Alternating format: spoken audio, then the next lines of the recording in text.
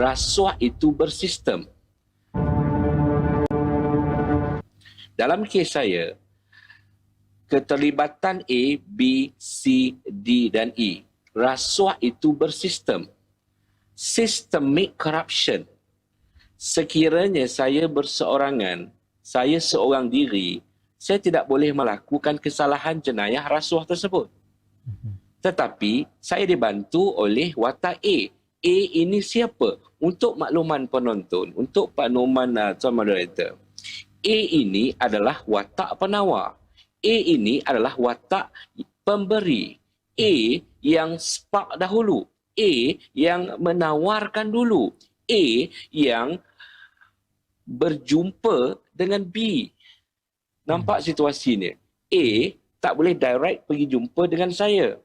Orang kena tuduh, A adalah orang kena tuduh di bawah dituduh di Mahkamah Magistrate Kuala Krai kerana terlibat dengan kesalahan di bawah Seksyen 6-3 Akta Penagih Dadah Rawatan dan Pemulihan. Baik, ya. A pergi jumpa dengan B. A jumpa dengan B, bukan B yang tawarkan kepada A. No, tapi A yang tawarkan, A yang spark first kepada B. A tawarkan kepada B untuk mendapatkan bond berkelakuan baik. Dia nak mengaku salah, dia nak plead guilty. Dia nak mengaku salah dan memohon agar nak mendapatkan bond berkelakuan baik. Sebab pertuduhan di bawah Seksyen 6-3 sekiranya didapati bersalah, wajib dihukum dengan hukuman penjara dan juga sebat rotan di punggung. Jadi A tak mahu penjara, A request daripada B, menawarkan kepada B RM5,000. Kemudian B tak boleh jumpa dengan saya, magistrate. B jumpa dengan C. C is a prosecuting officer. Tuan-tuan dan puan-puan, inilah sistemnya. Jadi, adaptasi kes saya dalam situasi agensi, rasuah bukan berlaku sekiranya seseorang itu berseorangan. No. Salam sejahtera, selamat pagi. Anda sedang menonton Awani Pagi bersama saya, Jijak Ahmad dan juga Afizia Azaman. Visual yang anda saksikan tadi merupakan individu yang sepatutnya kami temu bual hari ini, Firdaus Ramlan yang merupakan bekas magistrate yang banyak berkongsi pengalamannya sebagai pesalah rasuah sehingga menyebabkan dirinya dipenjara 19 bulan. Dan kami mohon maaf tidak dapat melakukan temu bual ini kerana Firdaus Ramlan membatalkan kemunculannya di saat akhir di atas sebab yang tidak dapat dielakkan. Apa yang pasti, perkongsian Firdaus Ramlan dalam beberapa media seperti Sinar Harian yang kita saksikan tadi dan yang terbaru Malaysia Kini sangat tepat di saat negara sememangnya sedang berhadapan dengan krisis rasuah yang teruk. Lebih-lebih lagi gejala rasuah dalam kalangan penjawat awam. Dan kalau kita boleh recap semula ya kisah yang diceritakan oleh Firdaus Ramlan dalam Malaysia Kini baru-baru ini, sedekat yang lalu beliau merupakan magistrate di Mahkamah Magistrate Gua Musang dan pada tahun 2009 Firdaus mengendalikan kes melibatkan pesalah dadah yang sebelumnya didakwa di bawah Seksyen 6 Akta Dadah Berbahaya 1952. Mengakui bahawa dia tidak dipaksa untuk menerima rasuah. Firdaus berkata ada broker. Broker adalah antara mereka yang menyambutnya ketika dia melaporkan diri sebagai magistrate. Ini adalah katanya adalah orang tengah antara saya dan penjahat. Ya, itu apa yang saya petik daripada Malaysia Kini dan katanya ketika saya melaporkan petugas untuk pertama kalinya mereka membayar makanan saya dan menyediakan tempat tinggal untuk saya. Hafizi. Ya, dan Firdaus dijatuhi hukuman penjara 3 tahun tetapi dibebaskan dengan parol selepas 19 bulan. Sekitar tahun 2014, Firdaus Ramlan mengambil pendekatan menggunakan kisahnya ini sebagai iktibar kepada orang ramai. Dan kita juga sebenarnya harapkan dapat temu bual Firdaus Ramlan di masa hadapan kerana penting pendapat dan juga buah fikiran Firdaus sebagai bekas penjawat awam yang terlibat dalam gejala rasuah. Dan kami nak juga membicarakan berkenaan dengan gejala rasuah dalam kalangan penjawat awam dan kita akan bersama dengan ahli Lembaga Penasihat Malaysia Corruption Watch MCW, Datuk Husamuddin Yaakob. Selamat pagi, Assalamualaikum Datuk. Assalamualaikum warahmatullahi wabarakatuh. Datuk, melihat kepada apa perkongsian yang telah pun diceritakan oleh Firdaus sendiri sebentar tadi, kita melihat Firdaus dia kata sistem rasuah ni dia ada 3. Satu yang memberi, yang keduanya orang tengah, yang ketiga yang terima. Jadi ia merupakan satu sistem yang telah pun well established kalau kita lihat kes-kes rasuah di dalam negara kita ini. Jadi melihat kepada perkongsian ini pada pandangan Datuk, apakah indikator-indikator yang ataupun trend-trend baru yang Datuk lihat dalam gejala rasuah dalam kalangan pejabat awam ni, Datuk? Okey, terima kasih. Pertama, saya bukan penasihat MPW. Itu saya nak kena betulkan. Saya hanya mengurusi Karang-Keras. Minta maaf, Datuk. Okey, tentang ini, saya rasa itu mungkin daripada awal. Sekarang sudah berubah. Kerana rasuah ni begitu berleluasa, dah jadi satu penyakit dalam ekosistem tu. Dia dah ada, asalnya dulu ada penawaran. Itu memang.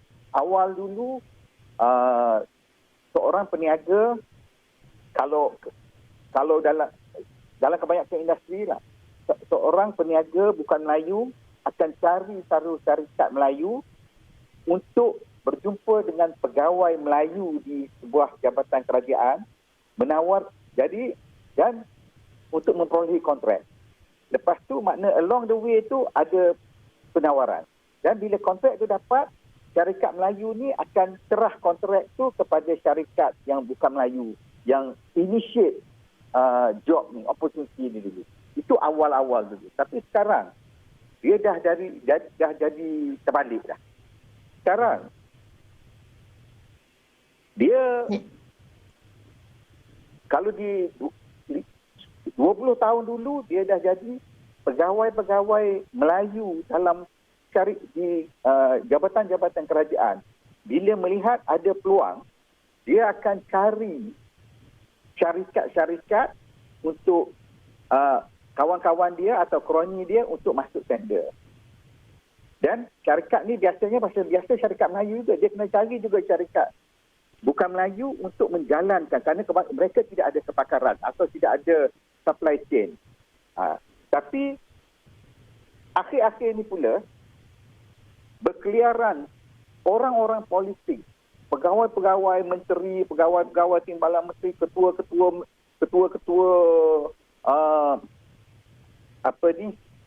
parti akan berkeliaran, berkongkol dengan pegawai-pegawai kerajaan untuk cari, dalam istilah dia orang ni dipanggil lembu.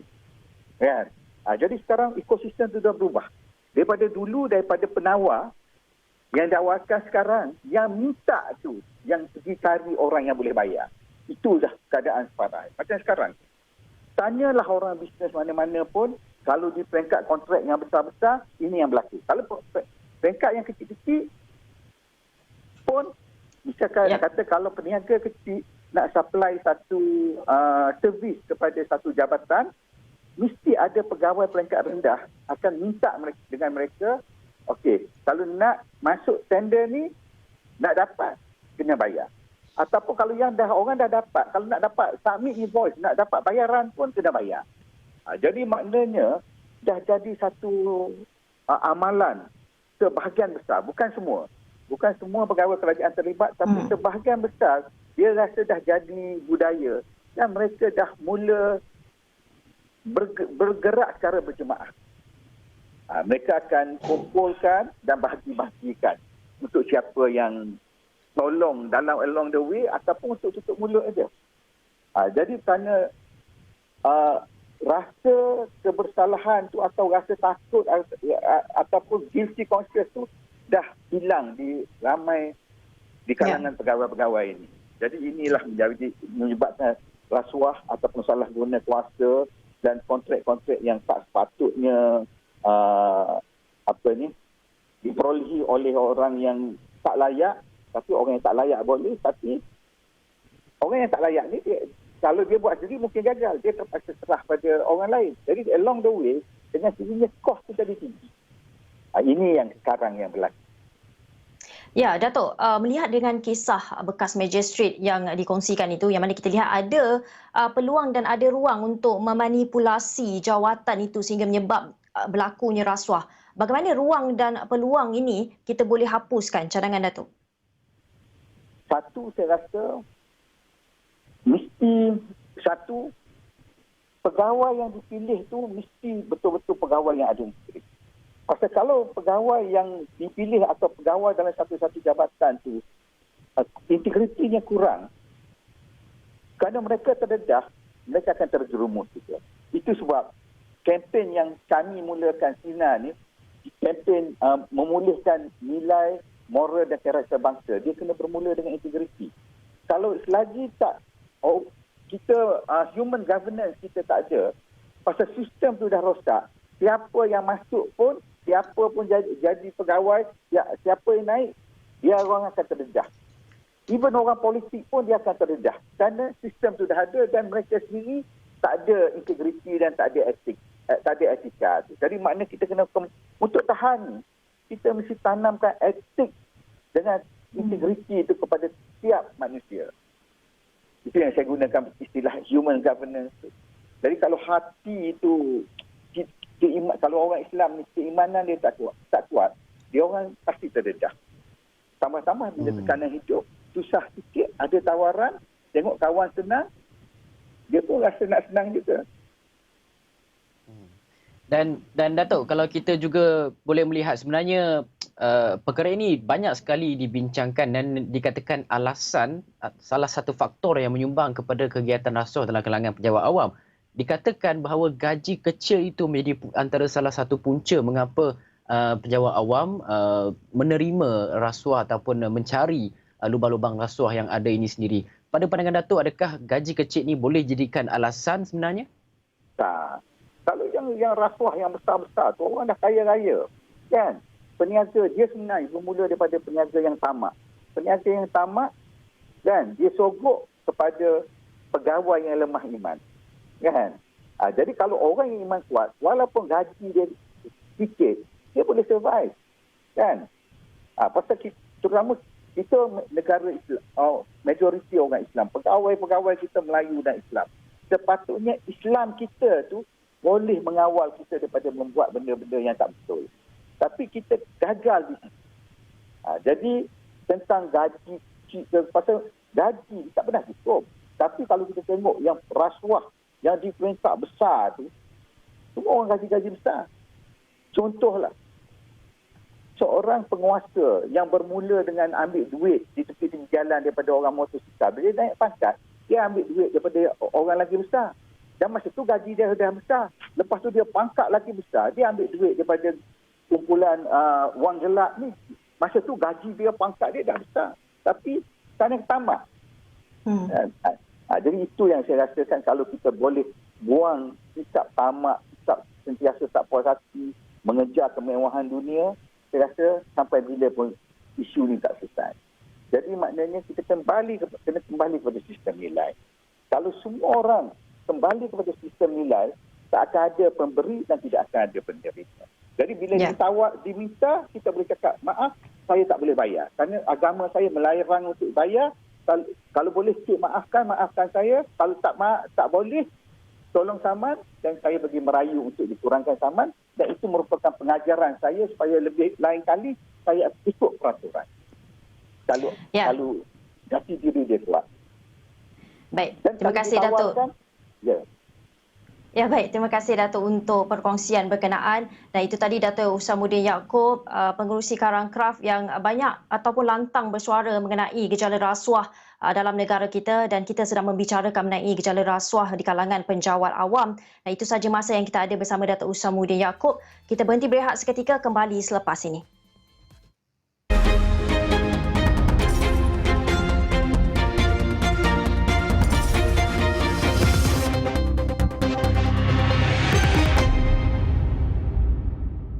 Baiklah, ini berita yang baru saja kami terima, iaitu sebanyak 74.39% rakyat Malaysia sedia menerima suntikan vaksin COVID-19. Dapatan itu berdasarkan tinjauan global dilakukan University of Maryland dengan kerjasama Facebook mengenai kadar penerimaan vaksin COVID-19.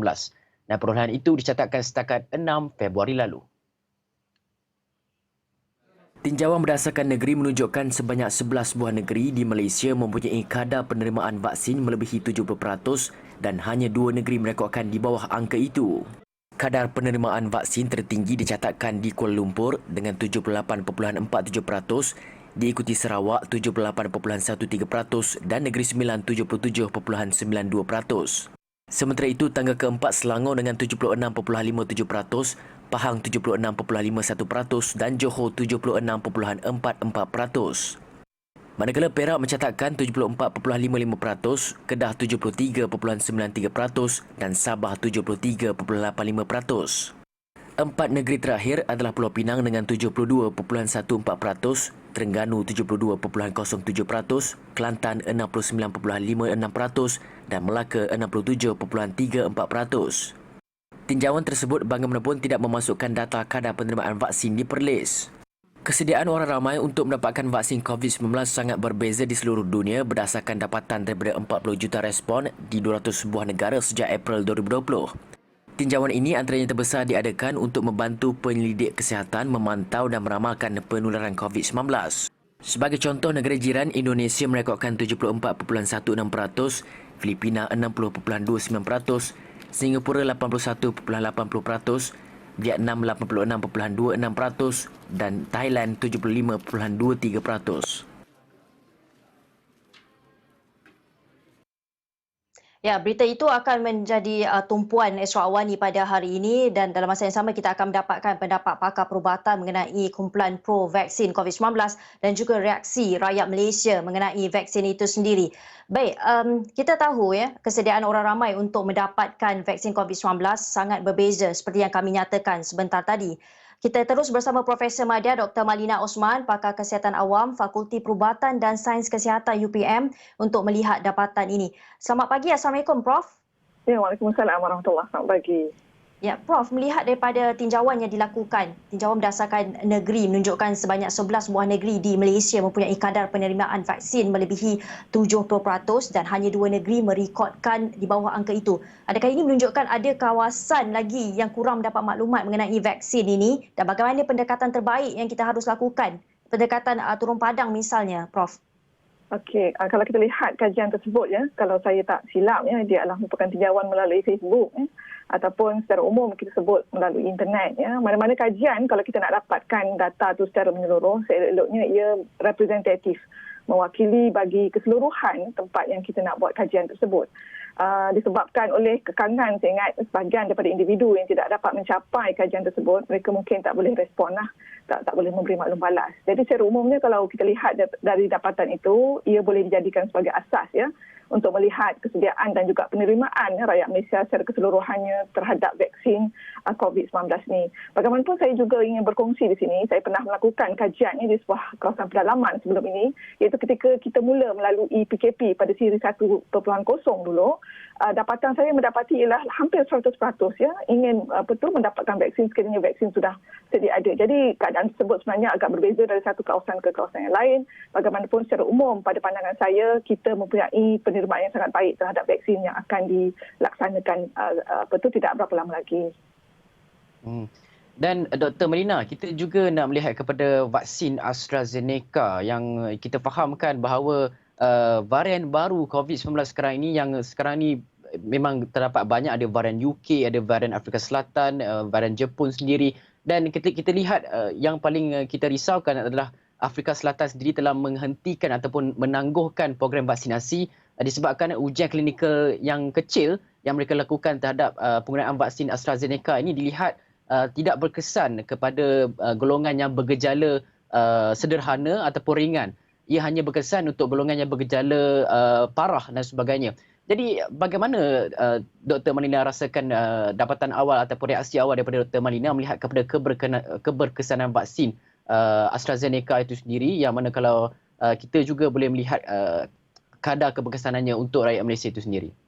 Kalau kita lihat dapatan daripada kajian yang dijalankan di Afrika Selatan tu, saya secara umum kalau kita lihat secara keseluruhan penemuan terhadap vaksin AstraZeneca tu, saya sendiri tak dapat membuat kesimpulan berdasarkan apa yang telah mereka perolehi kerana daripada yang kita dapatkan maklumat terperinci mengenai hasil-hasil teknikal, data tersebut masih belum verifikasi maksudnya belum lagi dipublishkan dalam mana-mana artikel ataupun jurnal saintifik, dan ia melibatkan sampel yang kecil dan responden seperti mana yang dinyatakan tadi melibatkan kumpulan umur yang agak muda ya berbanding mereka yang dalam kumpulan warga emas dan sebagainya. Jadi dapatan tu bagi saya tidak menyeluruh dan sukar untuk dibuat kesimpulan.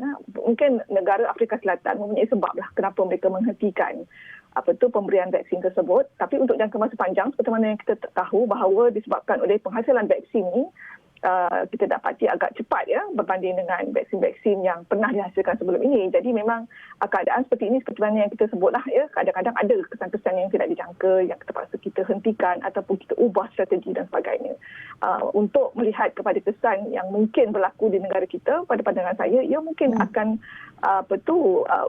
serupa, tapi pada masa itu mungkin kita telah mendapat kajian-kajiannya yang lebih valid ya, yang telah diverifikasikan untuk melihat sebenarnya kesan sebenar AstraZeneca ni kepada penerima vaksin tersebut.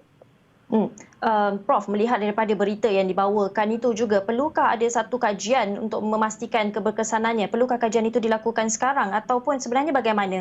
Tunggu vaksin datang, divaksinkan, kemudian baru ada kajian selepas itu kita nak memahami mengenai perkara itu? Sebab kita pun ada beli vaksin AstraZeneca juga, Prof. Ya, betul.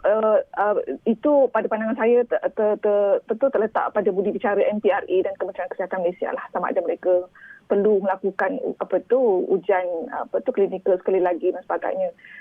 Sebab pada hakikatnya mereka meneliti ya data-data sedia ada, dan apabila ia telah sahihkan, barulah ya kita akan memulakan vaksin tersebut. Tapi sekiranya saya tak silap ya, kalau kita lihat kepada data-data terkini, kerajaan Malaysia sehingga kini melalui NPRA baru saja meluluskan vaksin Pfizer yang kita akan perolehi lah tidak berapa lama lagi ya. Tapi AstraZeneca masih lagi belum dalam senarai. Mungkin tidak berapa lama lagi ataupun selepas kita memperoleh data-data yang cukup ya, baru ia dimasukkan dalam senarai yang diluluskan oleh NPRA dan juga kerajaan Malaysia. Ya, Prof, lagi satu mengenai pengumuman bahawa kebenaran untuk makan di kedai ini sudah diberikan, tetapi melalui prosedur operasi standard SOP yang ketat, dari itu yang dikatakan oleh Menteri Kanan Pertahanan Datuk Seri Ismail Sabri Yaakob. Dan kalau kita nak bercakap mengenai perkara ini, melihat pada perkembangan ini, adakah keputusan ini dilihat selamat ketika ini sebab kita baru saja menurunkan R0, kemudian dibenarkan pula makan, dan bagaimana pendekatan yang boleh kita ambil untuk kebenaran ini lebih lagi kepada kepatuhan orang ramai ke atas arahan penjarakan fizikal itu, Prof? Okey, kalau kita lihat dari segi kesihatan awam, kita tak ada isu sebenarnya untuk membuka balik sektor-sektor ekonomi macam restoran dan sebagainya. Tapi yang pernah kita highlightkan ataupun tekankan sebelum ni ialah tentang pematuhan terhadap SOP tersebut ya. Sekiranya kita dapat memastikan SOP tersebut dipatuhi, pelaksanaannya menurut apa yang kita nasihatkan, sepatutnya ia tidak menjadi masalah. Tapi kita menghadapi masalah pola tingkah laku yang kompleks ya, di kalangan masyarakat kita mengikut strata dan juga kefahaman masing-masing. Jadi di sini penyeragaman lah dari segi penguatkuasaan dan juga pelaksanaan pada pandangan saya perlu dilakukan. Walaupun kadang-kadang kita berada dalam keadaan yang kita tak rasa selesa ya, kita rasa kita tak suka ya bila orang tegur sana tegur sini. Tapi masing-masing perlu menjalankan peranan lah. Kalau tidak, memang kita tak dapat nak menurunkan kes, dan dalam masa yang sama mungkin kita tidak dapat membuka industri ataupun ekonomi kita sebaik-baiknya. Dan Prof, antara satu lagi isu yang mendapat perhatian ramai semalam adalah berkaitan dengan tempoh kuarantin bagi pemimpin-pemimpin negara apabila mengadakan lawatan keluar negara diturunkan kepada 3 hari. Mungkin reaksi awal daripada Prof sendiri. Okey, secara umum saya melihat kepada data-data saintifik ya, dari segi kesihatan awam ya, ulasan saya ini berdasarkan ilmiah dan juga apa yang kita perolehi ya, menurut pandangan-pandangan yang telah didokumentasikan ya. Saya pun tak pasti macam mana angka 3 hari itu ditentukan, sebab berdasarkan data-data saintifik yang menunjukkan bahawa mediannya jangkitan berlaku adalah sekitar 7.7 hari ya. Dan juga kalau kita lihat bahawa kadar keterjangkitan tu agak telah bermula 2 hari sebelum simptom bermula dan agak maksima ya, dalam tempoh 2 hingga 3 hari ya, selepas gejala muncul ya. Jadi untuk itu pada pandangan saya kita perlu menyeragamkan ya. Misal kata kita ada bukti-bukti saintifik, ianya perlu diselaraskan untuk semua individu ya. Sebab apa? Dari segi kesihatan awam ia sangat penting untuk memberikan persepsi yang positif dan juga motivasi kepada seluruh masyarakat untuk terus patuh. So bila kita ada peraturan yang berbeza, ia akan menimbulkan pelbagai persepsi dan juga mungkin persepsi yang negatif ya, terutama terhadap agensi kesihatan ya, Kementerian Kesihatan ya. Kenapa pula ada perbezaan di situ ya. Jadi mana-mana pun kalau kita lihat dalam pelaksanaan undang-undang, motivasi dari segi pelaksanaan itu adalah penting untuk membolehkan setiap orang meneruskan kepatuhan kepada peraturan tersebut. Dan satu lagi pada pandangan saya juga ya, masyarakat sentiasa memandang kepada individu-individu yang kita nak jadikan sebagai teladan ya, mereka-mereka yang kita hormati, mereka-mereka yang kita harap ya dapat menjalankan tugas dengan baik ya, supaya dapat memberikan komitmen sama-sama seperti mana yang diperlukan kepada rakyat secara keseluruhannya. Okey, baik. Terima kasih kepada Profesor Madya Dr. Melina Osman, Pakar Kesihatan Awam, Fakulti Perubatan dan Sains Kesihatan UPM atas perkongsian pandangan berkenaan dengan penggunaan vaksin AstraZeneca, dan kemudian kita berbincang berkenaan dengan tempoh kuarantin bagi pemimpin yang mengadakan lawatan ke luar negara dipendekkan kepada 3 hari sahaja. Terima kasih atas pandangan tersebut dan kita berakhir di Awani Pagi di sini saja. Saya Hafiz Zaman. Dan saya Jijak Ahmad. Terima kasih kerana menonton. Kita jumpa lagi.